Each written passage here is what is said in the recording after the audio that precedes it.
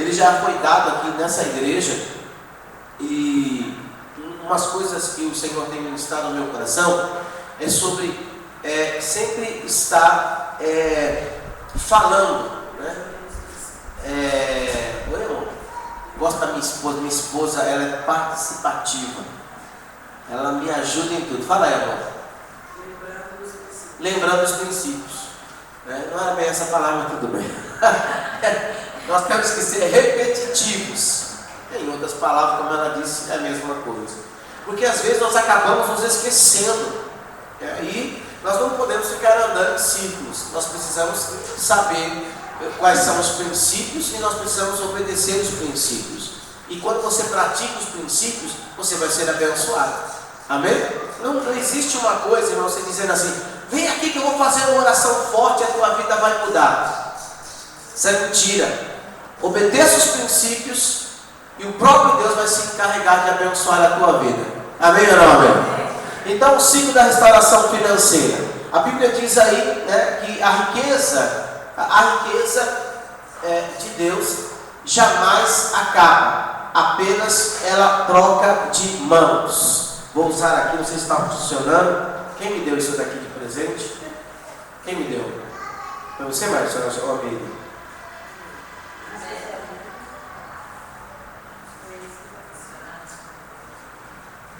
Ó, aí. Então fala assim comigo: a riqueza, esse aqui C está errado. Fala assim: a riqueza de Deus jamais acaba. Apenas troca de mãos.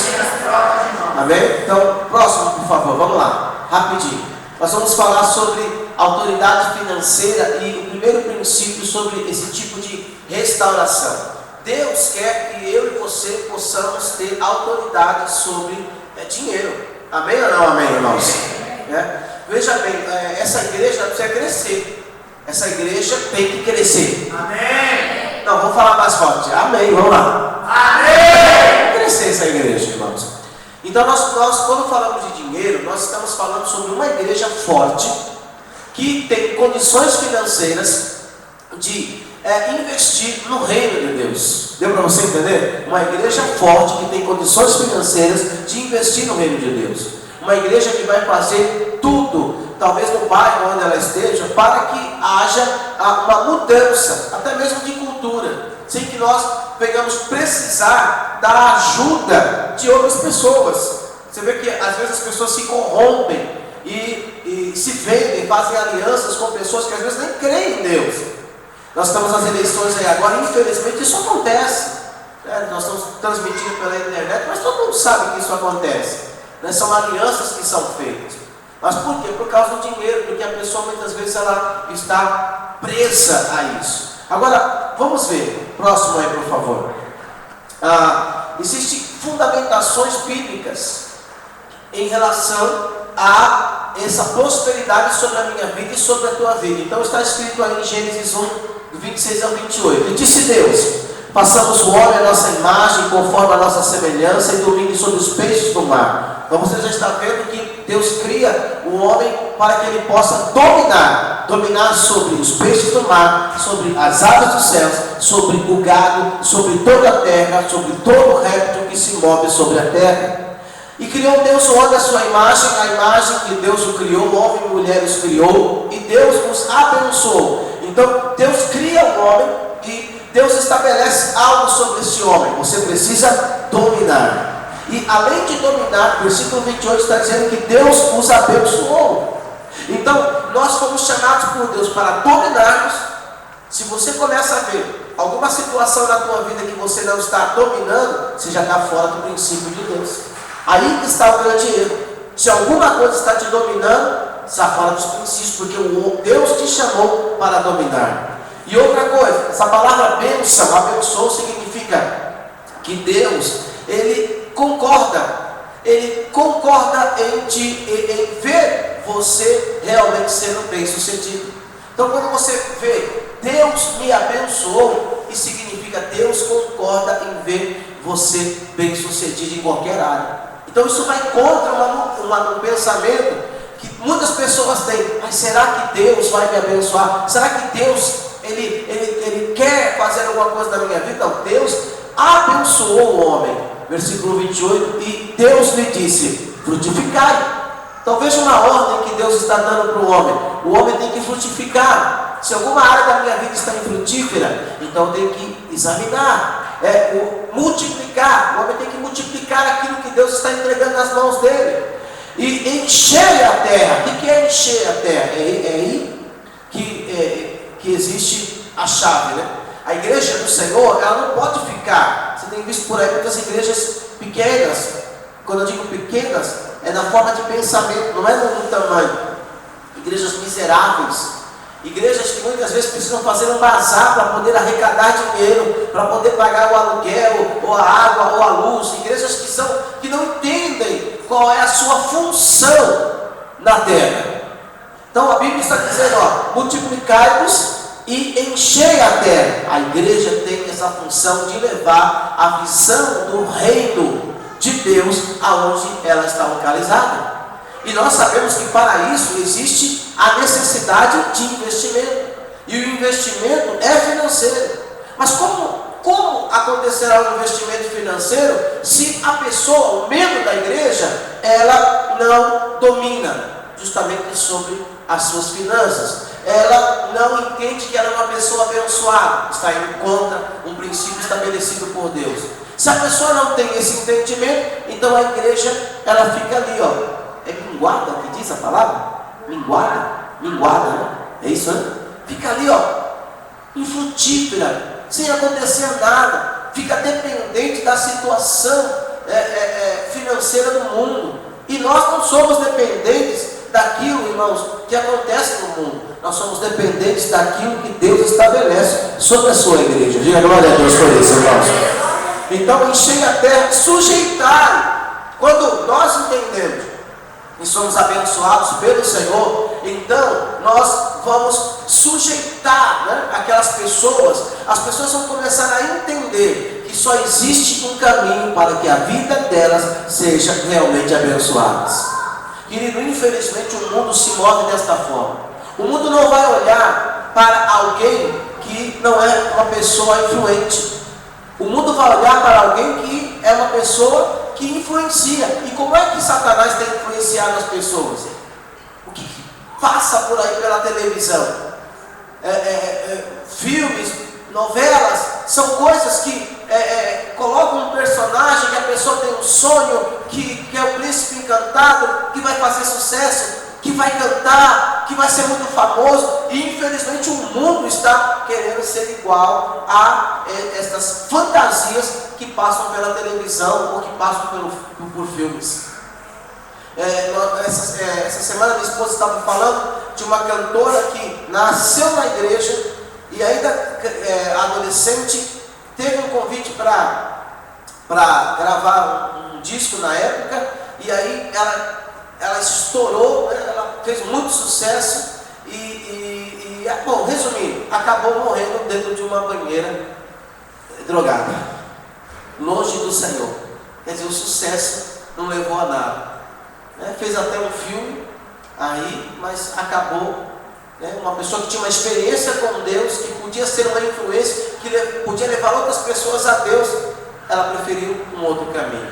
Então nós temos que entender o que Deus quer fazer. Nós temos que começar a sujeitar e dominar, como diz o versículo 28, sobre os peixes do mar, sobre as aves do céu, sobre todo animal que se move sobre a terra. Fala para o irmão que está do seu lado. Deus estabeleceu uma igreja para que esta igreja domine sobre todas as coisas, porque essa igreja está abençoada pelo Senhor, e essa igreja vai frutificar, vai multiplicar, vai encher a terra e vai sujeitar a terra da vontade de Deus. Amém? Esta é a palavra de Deus para a tua vida. Deus está te chamando para isso. Se você entende, esse é o nosso verdadeiro chamado, dominar, porque somos pessoas abençoadas por Deus. Alguém superior está te enviando. Ainda bem que alguém disse amém. Imagina o presidente, a nossa presidente dizendo assim, a nossa presidenta, ela assumiu isso, presidenta, Mas ela escolheu a presidenta, né? Mas a nossa presidenta dizendo assim: olha, Márcia, você tem livre acesso a qualquer área desta nação. Você pode pegar o dinheiro que você quiser, você pode usar o avião que você quiser, você pode ir para o hotel que você quiser, você pode fazer o que você quiser. Glória a Deus! Aleluia! Você já parou para pensar nisso, irmão?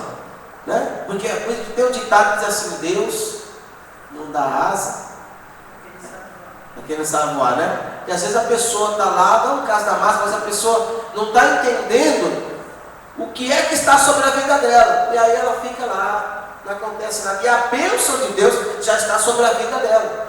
Se houver uma mudança na tua mente, então, irmãos, essas coisas que estão liberadas por Deus vão acontecer na tua vida. O grande segredo é você mudar a tua mente, não acreditar, né, nas coisas que vêm deste mundo, mas crer na palavra que é liberada da parte de Deus para a tua vida. Diga glória a Deus por isso, irmão. Esse é o teu chamado, você dominar, você ser uma pessoa abençoada, você frutificar, multiplicar e encher a terra e sujeitar esta terra da visão de Deus. Próximo, por favor. Bom, aí está dizendo, né, a bênção de Deus para o homem. Frutificar significa ter o caráter de Cristo. Fala para o irmão, você precisa ter o caráter de Cristo. Então, como é que nós vamos frutificar? João capítulo 15, versículo 2 diz assim: toda vara em mim que não dá fruto, ela é tirada, mas aquela que está ligada ao Senhor, ela vai ser limpa, diz, e limpa toda aquela que dá fruto, para que dê mais fruto. Amém ou não amém? Então, o que significa? Uma pessoa que se diz cristã, ela congrega dentro de uma igreja, então ela vai começar a se deixar ser curada, restaurada, transformada pela palavra de Deus, pelo ensinamento que sai da pessoa que está em cima deste altar. Então ela se abre para ser transformada, e quando ela é transformada, ela vai começar a ter o caráter de Cristo. Ela não vai ser uma pessoa mentirosa, ela não vai ser uma pessoa infiel, ela não vai ser uma pessoa, né, porque a Bíblia diz sim, sim, não, não, que passar disso é procedência maligna. A pessoa diz sim, mas aí ela pratica o não, ela está sendo influenciada por Satanás. Então, o que é ser um cristão? É ser uma pessoa que vai andar segundo aquilo que Deus estabeleceu. Por isso tem muita gente que para, porque acha que ser cristão é um oba-oba, acha que estar dentro da igreja é um encontro social apenas, onde eu vou ver a Elianai, onde eu vou ver a Meire, onde eu vou, ai que legal, menina, e aí, como é que foi sua semana? A pessoa pensa que é isso, mas não é. Nós precisamos entender que Deus está olhando para o nosso coração, e o que Ele quer de nós é que possamos chegar à estatura de um varão perfeito. O nosso caráter tem que ser o caráter de Cristo. Amém. Porque, irmãos, Deus nos ama. Fala assim para o irmão que está ao seu lado: Deus te ama. Deus te ama. Mas Ele só te ama porque alguém morreu na cruz do Calvário por você. Fala assim: porque alguém assumiu o teu lugar na cruz do Calvário. E porque você foi inteligente, se arrependeu dos seus pecados, recebeu Jesus como Senhor e Salvador da sua vida. Por isso, quando a ira de Deus vem sobre a tua vida, ó, Deus tira a mão, porque quando Ele olha para mim e para você, Ele não enxerga eu ou você, Ele vai enxergar quem? Jesus Cristo de Nazaré dentro da tua vida. Está pensando que Deus é assim, aquele amorzinho? A Bíblia diz: Deus é amor, mas Ele também é justiça. Então essa justiça de Deus, ela é poupada, né? Essa ira, muitas vezes, esse furor do Senhor, às vezes por causa do pecado, ela é poupada por causa da presença de Jesus dentro da minha vida, da tua vida. Porque o sangue de Jesus está sobre a nossa vida. Alô? Então às vezes a pessoa lá no mundo, ela tem um pensamento meio, não, Deus me ama, e ela continua do mesmo jeito, não muda. O que está sendo exercido sobre a vida dessa pessoa que não tem Jesus é a misericórdia de Deus. Misericórdia é uma atitude que vem de coração. Deus está poupando esta pessoa. Deus acredita que essa pessoa um dia vai obedecê-lo, recebendo Jesus como Senhor e Salvador da sua vida. Deus acredita. Amém? Continua, vamos lá. Segundo, está dizendo multiplicai-vos. Esses multiplicai-vos tem alguma coisa a ver com dons espirituais e também ministeriais. Segundo 1 Coríntios capítulo 12, está dizendo aí, acerca dos dons espirituais, não quero, irmãos, que sejais ignorantes. Vós bem sabeis que eres gentios, levados a outros ídolos mudos, conforme eres guiados. Portanto, vos quero fazer compreender que ninguém que fala pelo Espírito de Deus de Jesus é anátema. E ninguém pode dizer que Jesus é o Senhor, senão pelo Espírito Santo. Ora, há diversidade de dons, mas o Espírito é o mesmo. E há diversidade de ministérios, mas o Senhor é o mesmo. E há diversidade de operações, mas é o mesmo Deus que opera tudo em todos. Mas a manifestação do Espírito é dada a cada um para o que for útil. Porque a um pelo Espírito é dada a palavra de sabedoria, a outro pelo mesmo Espírito a palavra da ciência, a outro pelo mesmo Espírito a fé, a outro pelo mesmo Espírito os dons de curar, e a outro a operação de maravilhas, e a outro a profecia, e a outro o dom de discernir espíritos, a outro variedade de línguas, e a outro a interpretação de línguas. Então, essa multiplicação, ela tem a ver com o teu crescimento espiritual. Então, eu estou agora tendo um caráter de Cristo, mas agora eu começo a me abrir para que o Espírito de Deus, ele venha fluir através da minha vida. Isso é muito importante. Deus não quer, veja bem, Deus quer, né? E eu também quero. Mas, eu não sei, eu acredito assim, quem tem o Espírito de Deus, pode ser usado pelos 9 dons do Espírito Santo. Alô? Amém. Fala assim com o irmão, então isso é multiplicar. Então já tem duas coisas aí que você tem que parar. Se você está enchendo a tua cabeça de muitas coisas desse mundo, pastor, você não sabe como é a minha vida, pastor. Você não sabe o que está acontecendo comigo, pastor. Presta atenção. Se você não está parando para pensar nestas coisas aqui, querido, em nome de Jesus, pare agora o que você está fazendo. Você tem que trabalhar assim, tem que estudar assim, faz faculdade assim, faz um monte de coisa. Faça. Mas entenda que você precisa buscar ter o caráter e buscar fluir, né, que é o multiplicar através dos dons do Espírito Santo. Efésios, que é capítulo 4, versículo 11, está falando também de... Próximo aí.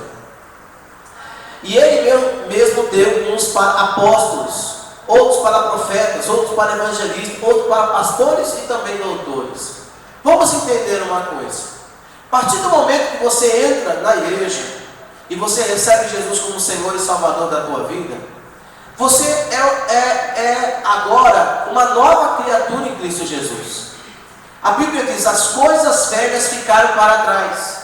E aí você começa a assumir o plano de Deus, o projeto de Deus para a tua vida.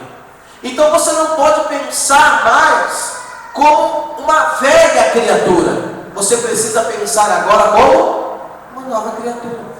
E aí você precisa começar a entender o quê? As ordens de Deus. Você precisa buscar o que Deus tem determinado para a tua vida. Você tem que, se há alguma coisa que você precisa colocar na tua mente, é naquilo que Deus está querendo que você comece a praticar. Estou me fazendo entender? Então, se até agora você não parou para pensar nisso, você tem que parar para pensar. Fala assim para o irmão, puxa. Fala assim, não, fala mais só, puxa. É isso que Deus tem para a minha vida? Tá, mesmo se vir um pensamento, pastor, mas eu não sei, imagina eu. Querido, esse é o pensamento de Deus, e Deus não vai mudar o pensamento dele para a tua vida. Alô? Alô? Vocês estão aí? Esse é o pensamento de Deus para a tua vida, né? Agora, se você está cheio de tantas outras coisas do mundo, é por isso que você vive passando por lutas, porque você está lutando contra o próprio Deus. Alô? Lutando contra a vontade de Deus. Então Deus vai fazer isso. Ele vai moldar teu caráter, Ele vai fluir através do Espírito Santo, fazendo com que você seja usado através desses dons, e Ele vai mostrar para você qual que é o teu ofício, o ofício de um apóstolo, o ofício de um profeta, o ofício de um evangelista, o ofício de um pastor. É isso. Deus vai fazer isso na tua vida. Amém ou não, amém, irmãos? Próximo, por favor. O terceiro está dizendo: encher a terra. O encher a terra tem algo referente, relativo, né? Não sei se é essa a palavra, a fazer discípulos. Eu tenho convicção de quem eu sou, ou não? Irmãos, me ajuda. Vou perguntar de novo. Eu tenho convicção de quem eu sou. Amém. Não, mas nem pedindo, o negócio está feio. Jesus, depois da adoração, o negócio é feio. Vamos lá. Eu tenho convicção de quem eu sou. Amém. Agora ficou legal.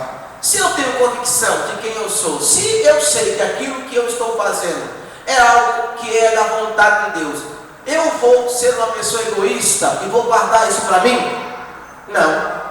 Eu tenho que fazer o quê? Fazer discípulos. Eu tenho que trazer outras pessoas a esta mesma visão. Esse é o chamado de Deus. E aí está dizendo: portanto, ide, Mateus 28, 19, fazei discípulos de todas as nações, batizando-as em nome do Pai, do Filho e do Espírito Santo, ensinando-as a guardar todas as coisas que eu vos tenho mandado. Olha aí. Se você tem convicção de que Deus é verdadeiro, de que a obra de Jesus é a obra única, de que você vai morar no céu, e você não fala isso para outras pessoas, você está fora dos princípios de Deus. Então, veja, pastor, o que isso tem a ver com a minha vida financeira? Tudo. Porque isso é um princípio. Porque a pessoa que está preparada, que ela está, perdão, não é preparada, voltada apenas a enriquecer, e ela não precisa nem de Jesus. É só ela trabalhar honestamente. Sim ou não? Ela trabalha um emprego de manhã, um emprego à tarde, um emprego à noite. Não é? Não é? Sim ou não? Eu estou exagerando mesmo, né? Mas tem gente que é assim, né? Alguém me disse essa semana, alguém me disse assim, ó, eu trabalho no shopping aqui de manhã, à tarde trabalho aqui nesse lugar e à noite ele faz faculdade. O pastor, estou ralando aí, ó, para poder ser alguma coisa. Eu não preciso de Jesus. Então você entende? A pessoa que vai para a igreja dizendo assim: eu estou com problema financeiro. A senhora começar a trabalhar. Querida, é só pegar. Um dia eu fiquei, há muito tempo atrás, fiquei escandalizado com o meu ex-pastor, que disse assim, um pastor setorial, que ele disse assim: você está desempregado? Vai pegar papelão na rua. Eu fiquei escandalizado. Não foi para mim que ele falou isso, mas eu fiquei escandalizado. Mas não é que ele está certo? Está certo, irmão. Depois que lançaram, estragou, né? Depois que lançaram aquela novela lá, Rainha da Sucata, estragou tudo. Porque hoje, eu conheço uma pessoa, talvez a maioria já saiba, mas eu conheço uma pessoa que era de uma igreja batista. Ele era caseiro desta igreja e estava insatisfeito com o salário dele lá. E aliás, eu até minto, ele só não pagava aluguel, mas ele precisava comer, se alimentar. E aí ele usava a cesta básica da igreja. Mas ele falou: eu preciso de mais coisas, eu tenho filhos. Sabe o que ele fazia, irmão? Eu encontrava com ele, porque era o horário que eu estava saindo das vigílias, 4 horas, 5 horas da manhã, com um carrinho de mão. E ele ia fazer o quê? Pegar as latinhas, pegar os negócios e vender. De tanto que ele fez isso, comprou uma casa no Rio de Janeiro. Alô? Deu para entender? Então, começa a entender o seguinte: Deus o projeto de Deus, mudar você, mudar o teu caráter, para que você entenda que você faz parte de um novo reino, e que você precisa influenciar, você precisa dominar, você precisa chamar outras pessoas para ter esta mesma visão. Isso é uma igreja forte. Não é uma igreja que se deixa levar pelas coisas que estão acontecendo com a sua própria vida, ou um bairro. Bom, próximo. O quarto diz: sujeitai a terra. Tem algo a ver com dominar, subjugar, submeter, exercer a posição de autoridade. A igreja tem que exercer esta posição de autoridade, né? A autoridade sobre qualquer espírito maligno. Isso é tremendo. Nós temos feito, esse ano nós não faremos, mas 2 anos consecutivos nós temos feito trabalho na rua. Primeira vez que fizemos o trabalho na rua aqui, muitas pessoas ímpias vieram, e muitas vieram dizendo assim: deve ser alguma coisa, tem que ter alguma coisa a ver com a política, quero ver quem está por trás dessa questão, quem foi que investiu. E para surpresa dessas pessoas, ninguém tinha investido, foi a própria igreja que se uniu. Veja, isso é tremendo, irmão. Isso é um tapa na cara de Satanás, onde nós podemos servir as crianças, podemos evangelizar e não pegamos um centavo da prefeitura ou de qualquer político. Glória a Deus por isso. Mas isso significa que nós temos condições de fazer o melhor. Então, quando existe um propósito, quando existe um entendimento nisso, Deus vai trazer os recursos. Entenda isso, irmãos. Nós estamos aqui, mas nós não podemos simplesmente estar aqui pensando na nossa vidinha. Nós temos que entender que estamos aqui e Deus está nos preparando, porque Ele tem algo poderosíssimo para fazer através desse ministério, neste bairro ou em qualquer outro lugar, em nome de Jesus. E o melhor, eu e você fazemos parte desse projeto de Deus. Aponta o dedo para a pessoa que está do seu lado e fala assim: você faz parte desse projeto. Aleluia. Próximo, por favor. O segundo aí fala sobre as bênçãos de Deus atreladas à sua opinião e decisão para o homem. Gênesis 2, 16 a 17 diz: e ordenou o Senhor Deus ao homem, dizendo: de toda a árvore do jardim comerás livremente, mas da árvore do conhecimento do bem e do mal, dela não comerás, porque no dia que dela comeres, certamente o quê? Isso. Então veja bem, a bênção do Senhor, irmãos, ela vem quando existe um posicionamento de obediência. Isso é um princípio. Quando eu estou em desobediência, o que sempre sou com o pastor: a minha vida está assim, não sei o que lá. Mas antes de parar e sentar e conversar, a gente vai descobrir que a pessoa falhou em determinadas coisas. É ali que está o problema. Fala assim com o irmão que está ao seu lado: começa a analisar a sua vida. Começa a analisar a sua vida. Isso é muito importante, muito importante. Porque o que Deus quer fazer é restaurar todas as brechas. Amém? Amém. Deus não é um Deus que Ele simplesmente faz assim, que Ele desperdiça aquilo que é dele e aquilo que Ele libera sobre os seus filhos. Deus não é uma pessoa irresponsável que diz: olha a Thaís lá, estou dando dinheiro para ela. Mas a Thaís é irresponsável. Ela está desobediente, mas vou continuar dando para ela. Deus não é assim. Então fale assim com o irmão: quando você enxergar em alguma área da sua vida uma escassez, então pare, olhe para essa área da sua vida, analise o que está acontecendo. Se você errou, peça perdão ao Senhor. Deus vai te perdoar, Deus vai te restaurar e Ele vai continuar abençoando a sua vida. Nós temos a mania de falar: Deus esquece. Não, mas a brecha está lá, o problema está lá.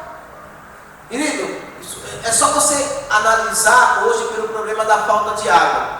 Deixa pingando a torneira, que você vai ver no final do dia o balde, às vezes até transbordando. Porque uma gotinha, quando você olha, é nada, né? Mas quando você chega no final do dia, você vai ver o balde cheio de água. Pior, já passou pelo relógio, já contabilizou, e você vai pagar aquilo. E você nem usou aquilo. É assim que funciona. Então, entenda: mas um pecadinho, Ah, uma desobediênciazinha. Tem que consertar. Fala assim para o irmão, tem que consertar. Próximo. Como livremente de toda a árvore do jardim, que é a primeira ordem que Deus estabeleceu. Coma livremente de toda a árvore do jardim. O português está meio errado, perdoa. Agora o segundo, a árvore do conhecimento do bem e do mal, dela não? Então veja bem, Deus deu o quê? Ele disse, coma livremente, mas Ele deu também um limite. Certo? Amém? Porque senão o homem podia fazer qualquer coisa. Ele disse, você pode comer livremente, ó, de tudo aquilo você pode comer, mas Ele deu um limite. Existem limites que não podem ser quebrados. Olha para a pessoa que está do seu lado e fala assim, existem limites que não podem ser quebrados. Aí está o problema, que é a questão do livre-arbítrio. Eu não mando em você, jamais quero. E eu tenho percebido que é muito difícil a gente andar junto, né? Sim ou não? Irmão, andar junto é a pior coisa do mundo. É a maior dificuldade que tem. Porque quando a gente anda junto, você começa a saber meus erros, eu começo a saber teus erros. Quando eu começo a visitar a tua casa, diz que a Leonardo até hoje não me convidou. E está passando na internet, o pessoal vai querer que eu ande, Leonardo. Mas eu não estou me oferecendo, mas é só uma brincadeira, tá bom? Já estive na casa de Leonardo, muito bem recebido. Agora veja bem, o problema é esse, andar junto. Porque quando a gente anda junto, a gente sabe os defeitos um do outro. E um ajuda o outro, um corrige o outro. Quando eu era novo convertido, eu louvo a Deus por pessoas que andavam comigo, e quando eu falava um palavrão, a pessoa não falava assim, caramba, meu, que palavrão bonito, deixa eu falar outro melhor. Então as pessoas olhavam para mim, faziam um cara feio e diziam assim, você é crente, você não pode falar isso. Isso é muito bom. Né? Eu só estou sendo um pouco radical, mas tem muitas outras coisas. Andar junto requer você se abrir para ser curado. Ai, pastor, mas eu vou corrigir o Senhor, lógico, eu não sou uma pessoa perfeita. Naquilo que você perceber que estamos errados, segundo a palavra de Deus, você tem toda a liberdade de chegar conosco, chegar a nós, com respeito, é lógico, né? E conversar conosco e dizer, pastor, não, vocês estão errados aqui. Então a gente está se curando um ao outro. Agora, o livre-arbítrio é o grande problema, porque, como eu disse, eu não mando. Então eu não posso obrigar ninguém a obedecer a palavra. Eu não posso. Mas a pessoa que está dentro da igreja tem que ter a convicção.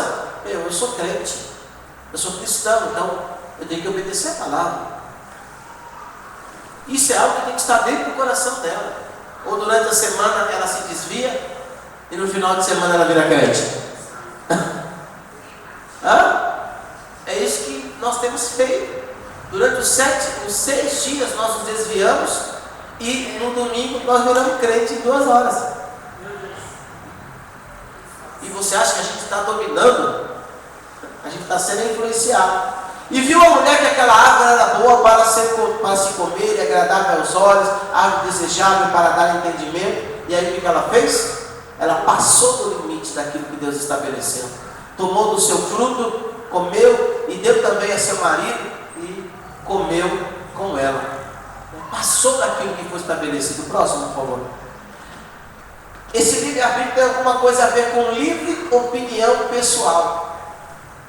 A pessoa precisa entender o seguinte, ela não é dona de si.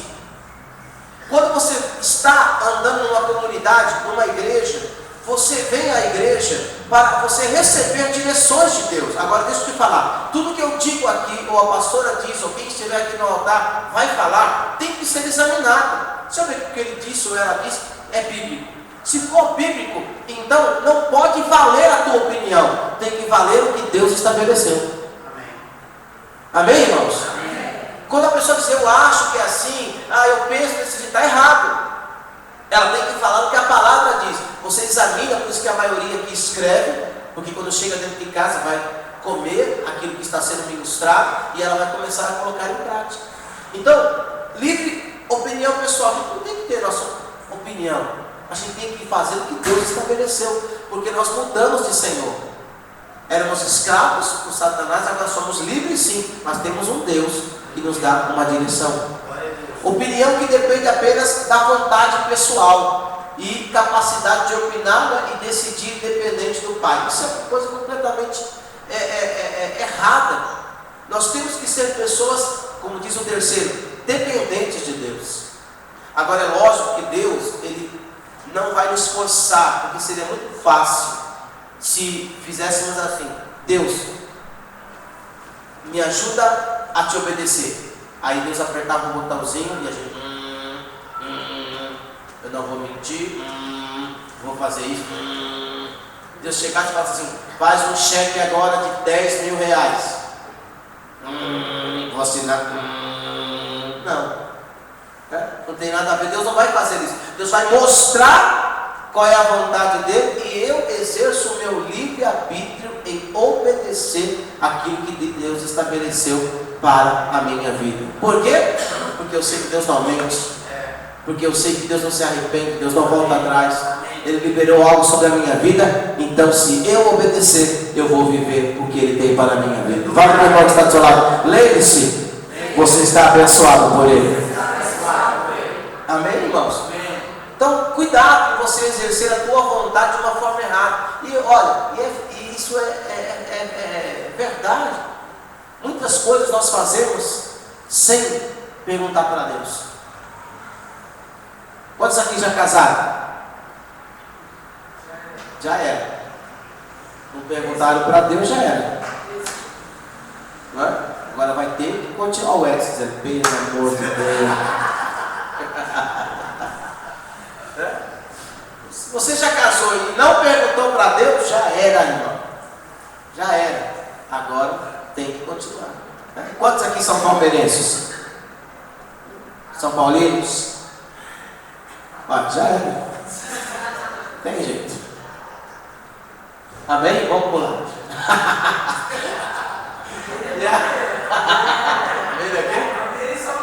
Ele ficou escondidinho, né? Já era. Agora vamos lá. Coroa. Coroa simboliza a autoridade. Lamentações 5,16 está dizendo assim: caiu a coroa da nossa cabeça, ai de nós, por quê? Por quê? Pecamos. Veja, isso está falando sobre a questão do pecado, quando Eva ela desobedece, e Deus colocou uma autoridade sobre a nossa vida. Essa autoridade tem a ver com essa coroa que está sobre a nossa cabeça. Espiritualmente, Satanás sabe que nós temos autoridade. Temos autoridade para ligar, temos autoridade para desligar, irmãos, nós temos autoridade para fazer tanta coisa. Amém, irmãos? Só que por causa da desobediência, está escrito aí em Lamentações, a coroa ela é tirada. E o homem dá a autoridade a quem só sabe roubar, matar e destruir, que é Satanás. Esses dias eu estava lendo um livro que dizia assim: tem muita gente que não crê em Satanás, tem muita gente que não crê no diabo. E ele não estava falando de pessoas no mundo, ele estava falando de pessoas dentro da igreja, que ainda não creem no diabo, que acham que as coisas que estão acontecendo na vida delas é uma coisa casual, uma coisa que vai acontecer mesmo. Essa semana eu estava conversando com uma pessoa e eu fui bem sincero, eu falei assim: olha, você está com esse problema, é ataque familiar na tua vida, se posiciona, porque nós temos que falar a verdade, né? Se nós sabemos a verdade, temos que fazer, temos que falar a verdade. Então veja que Satanás existe, ele veio para roubar, matar e destruir. Por causa da seta que ele lança em Eva, nós perdemos a autoridade, e ele exerce autoridade, influência sobre áreas da nossa vida. Só que quando você se posicionou em receber Jesus Cristo, você não pode aceitar mais essa influência maligna em nenhuma área da tua vida. Olha para o irmão que está do seu lado e fala assim: em nome de Jesus, não aceite mais nenhuma influência maligna de Satanás na tua vida. Amém? Porque em nome de Jesus, fala assim: em nome de Jesus, Satanás não tem mais poder sobre a tua vida, nem sobre áreas da tua vida. Resumindo, Deus está dizendo: se você obedecer ao Senhor, então Deus já te abençoou, e aquilo que Deus tem preparado para a tua vida vai acontecer em nome do Senhor Jesus. Próximo, por favor. Conceitos ainda sobre essa autoridade financeira que fala sobre fundamentos aí. Mateus diz: e chegando-se Jesus, falou-lhes dizendo: é-me dado todo o poder no céu e na terra. Fala para o irmão: todo o poder. Fala mais forte, todo mundo aí. Todo o poder. Fala mais forte: todo o poder. Amém? Jesus Cristo, o Deus Senhor, tem. Agora veja o versículo 19: eis que vos dou poder. Fala para o irmão que está ao seu lado: Jesus Cristo te dá poder para pisar em serpentes, em escorpiões, toda a força do inimigo. E a Bíblia diz: nada vos fará dano algum. Olha a autoridade, fala assim para o irmão: olha a autoridade que você tem, irmão. É só você cumprir os princípios. Porque não tem como o inimigo passar por cima de alguém que é obediente aos princípios. Amém. Efésios capítulo 2, versículo 6: e nos ressuscitou juntamente com ele e nos fez assentar nos lugares celestiais em Cristo Jesus. Fale para o irmão que está do seu lado: quando você era prego, Satanás te batia. Agora você é martelo. Quem bate nele é você. Está com algum problema, irmãos? Busque andar no princípio de Deus. Busque conhecer o projeto de Deus para a tua vida. E aí você vai estar na direção do Senhor. E nada vai conseguir te impedir de viver os milagres do Senhor para a tua vida. Fala aí para o irmão que está do seu lado: eu descobri nessa manhã que eu estou carregando um fardo que não é meu. Pobre coitado que eu sou. Vou entregar esse fardo nas mãos de Jesus Cristo. E vou em busca do alvo, dos planos, dos projetos que o Senhor tem para a minha vida, em nome de Jesus. Vamos aplaudir esse Deus poderoso. Aleluia. Aleluia. Em outras palavras, se você não se posiciona desta forma, se você é uma pessoa desobediente, não sabe o projeto de Deus para a tua vida, você está rodeando dentro da igreja. Está rodeando. Eu fico vendo essas pessoas que não eram nada, daqui a pouco eles explodem, prosperam. Se eles entenderem que eles estão prosperando para investir no reino de Deus, no ministério que eles congregam, irmão, eles nunca vão passar por dificuldades. E mesmo se passarem, a vitória deles vai ser muito maior. Alô? Deu para entender?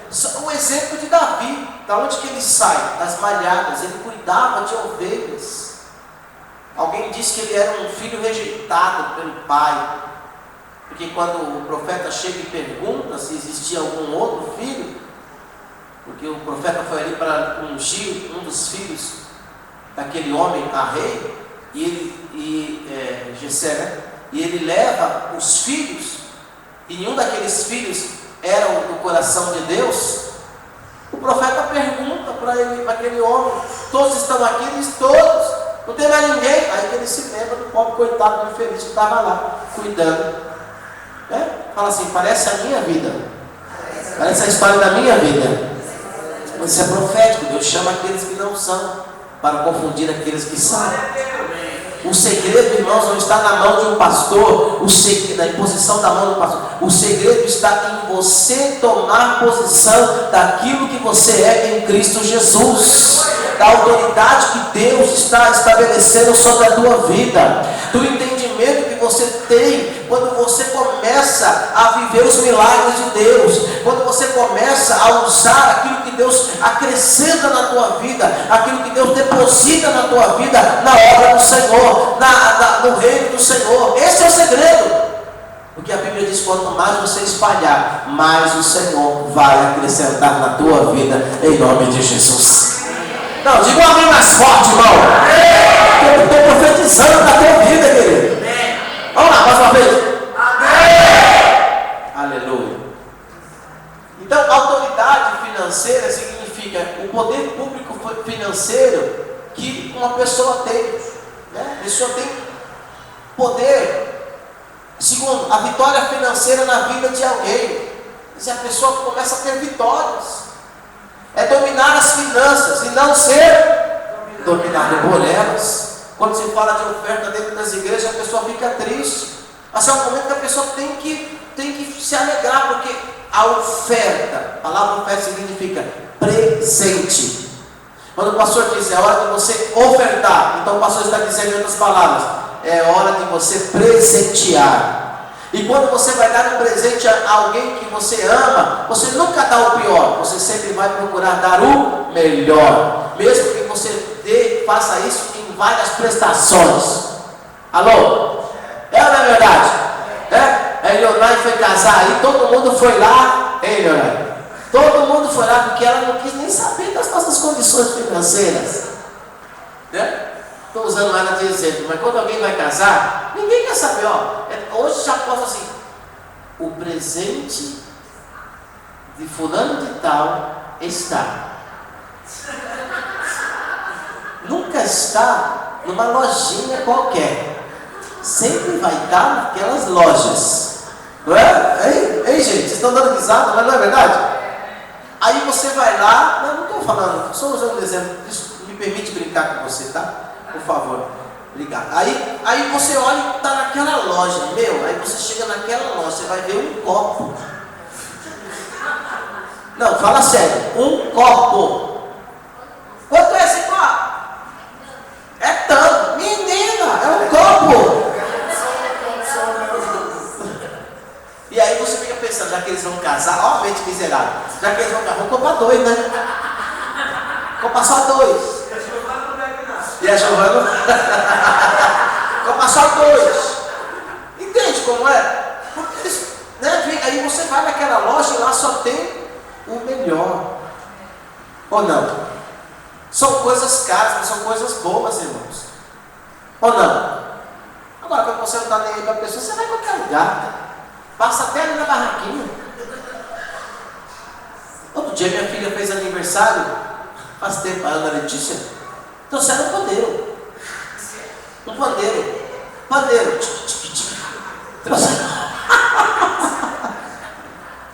Trouxeram um pandeiro. Mas não era um pandeiro comprado numa loja. Estou falando mesmo, não era um pandeiro comprado numa loja. Era um pandeiro comprado numa barraquinha, irmão. É melhor de mão vazia, irmão. Sinceramente, isso é uma desonra pelo nível da pessoa, porque a gente sabia, graças a Deus, eu e a Thaís, a gente nunca olhou para isso, né? Porque existem pessoas que quando vão casar, escolhem os padrinhos mais ricos, né? Para montar a casa. Mas a gente nunca olhou para isso. Mas veja bem, irmãos, às vezes tem pessoas que têm condições, aí quando vai trazer, traz um negocinho que às vezes não tinha nem um selo de metro. É só para você entender. O selo de metro, nem isso tinha. Então quando o pastor diz, é hora de ofertar, é hora de você presentear a Deus. E aí quando você vai presentear alguém que você ama, você vai dar o quê? Sabe por quê? Porque você também sabe que aquele a quem você dá o melhor, vai te recompensar também com o melhor. Com a medida que você medir o Senhor, Deus te medirá. Mas por que as pessoas não fazem isso? Porque as finanças estão dominando a pessoa, e não é ela que domina as finanças.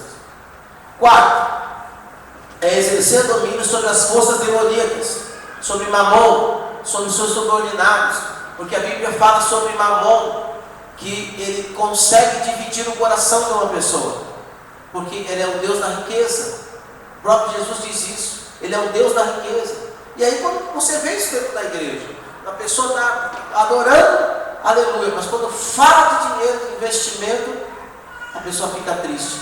Mamon está influenciando essa pessoa. E a pastora falou sobre influência, né? O que é, Pedro? Influência, ela vai falar hoje à noite.